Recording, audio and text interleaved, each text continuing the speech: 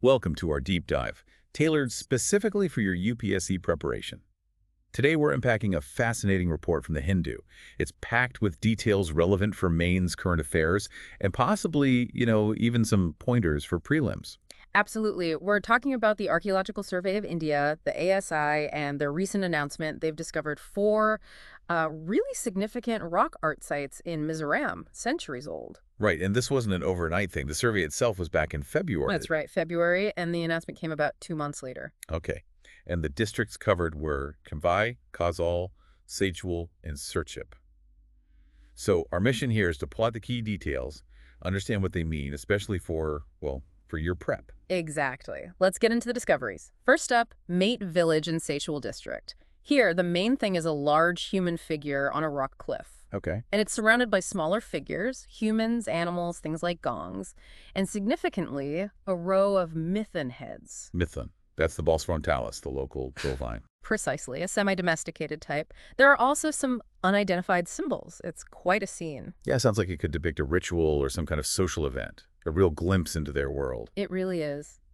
Then, moving over to Liangqui in Shamphai district, the carvings there are, well, maybe even more varied. Oh. Yeah, another prominent human figure, but also stacked rows of human figures, animals, fish, even weapons like spears and a dowel. A dowel that's like a machete, isn't it? Yes, that type of tool or weapon. And also hornbills and depictions of rectangular chambers. It tells us a lot about their artistic range. Definitely broadens the picture. What about the Kozal district sites? Tualte. Right, Tolte. On a big rock surface there, they found etched mithun heads again, more human figures, grooved marks, and some interesting rectangular figurines. Rectangular figurines, okay. And the other Kozal site? Chartu. Chartu. That one had a unique mix. Human figures, mithun heads, rows of what look like human heads specifically. Just heads. Seems so. Also, a circular figurine with these sort of tendril-like lines coming off it, and a fish motif. The variety across the sites is really quite something. It really underscores what the ASI said, doesn't it? About the rich cultural heritage and artistic skill of Mizoram's ancient people. Absolutely. And the person leading the charge was Salam Shyam Singh, the ASI's assistant superintending archaeologist in Azal. He confirmed a detailed report's been submitted. Okay, good. Now the big question, how old are these? Well, the current estimate, based on local information, is somewhere between the 16th and 19th centuries. Right, so relatively recent in archaeological terms, but still centuries old. Exactly. But, and this is important, Mr. Singh emphasized this is preliminary. Conclusive dating needs carbon dating of samples they collected. Got it. So we need to watch this space for firmer dates. Definitely. Now, connecting the dots. This is where it gets really interesting, especially from a wider perspective. These new sites aren't just random finds. No, they're located in the zone surrounding Vangchhia, also in Shamphai district. And Vangchhia is a name people might remember, identified back in 2016, right? That's the one. It's a major site. Some have even called it a potential lost civilization. Wow. Possibly dating back even to the Neolithic era.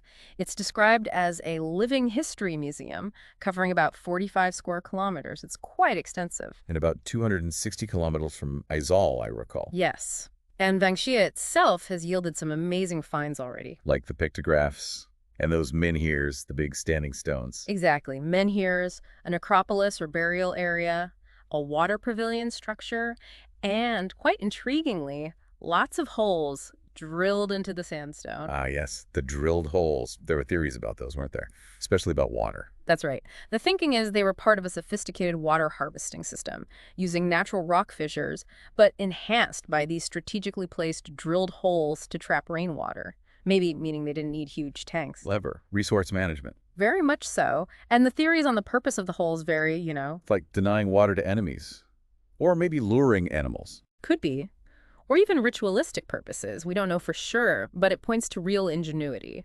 So the key takeaway here is that these new rock art sites, which are now proposed for protection, They're located right around this major Vangchhia complex. suggesting a strong potential connection, a shared cultural landscape perhaps. Precisely. It hints at a much broader historical and cultural context for this part of Mizoram than we maybe previously understood. Okay, so bringing this back to UPSC preparation, What should aspirants take away? Well, clearly, this is valuable material for understanding past art, culture, social structures in Northeast India. Think about what these artistic styles, the motifs, the potential water management, what does it all reveal about the lives, the beliefs, the resourcefulness of these people? Yeah, absolutely. It provides concrete examples to discuss cultural heritage and possibly even early resource management techniques. And it prompts a deeper question for analysis, I think.